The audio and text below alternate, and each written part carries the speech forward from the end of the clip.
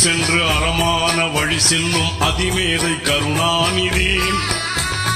அண்ணாவின் அடி சென்று அறமான வழி செல்லும் அதிமேதை கருணாநிதி.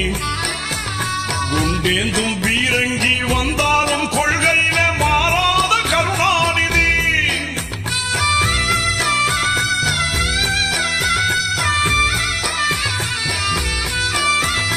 அண்ணாவின் அடி சென்று அறமான வழி செல்லும் அதிமேதை கருணாநிதி.